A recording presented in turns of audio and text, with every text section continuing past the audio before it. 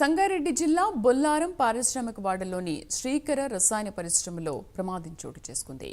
Reactor పేలడంతో 7గురు గాయపడ్డారు. ఒకరి పరిస్థితి విషమంగా ఉంది. ప్రమాదంలో గాయపడిన వారిని మదినాగూడలో ప్రైవేట్ ఆసుపత్రికి తరలించారు. గాయపడిన వారిని బిజేష్, ఈశ్వర్ చంద్ర అగారియా, పుష్పరాజ్, సుందర్ సింగ్, చాంద్ ప్రతాప్, షేక్ అన్వర్, నీలేష్ సింగ్ గా గుర్తించారు.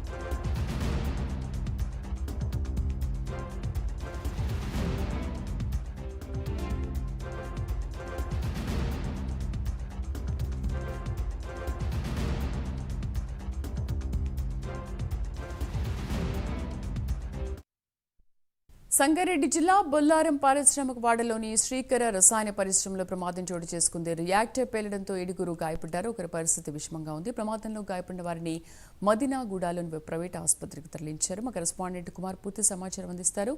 కుమార్, అసలు ప్రమాదం ఎలా జరిగింది? ప్రస్తుతం గాయపడిన వాళ్ళ పరిస్థితి ఎలా ఉంది?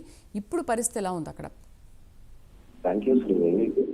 సంగారెడ్డి జిల్లా బొల్లారంలోని ఒక పారిశ్రామిక వాడలోని శ్రీకర రసాయన పరిశ్రమలో ఒక ప్రమాదం అయితే చోటు చేసుకుంది.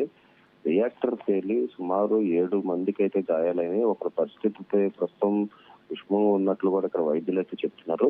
ప్రమాదంలో గాయపడిన కార్మికులు వచ్చేసి బిజేష్, ఈశ్వర్ చంద్ర అగారియా, పుష్పరాజ్, అలాగే సుందర్ సింగ్, చాంద్ ప్రతాప్, అలాగే షేక్ అన్వర్, నీలేష్ సింగ్ అయితే ప్రస్తుతం గుర్తించారు.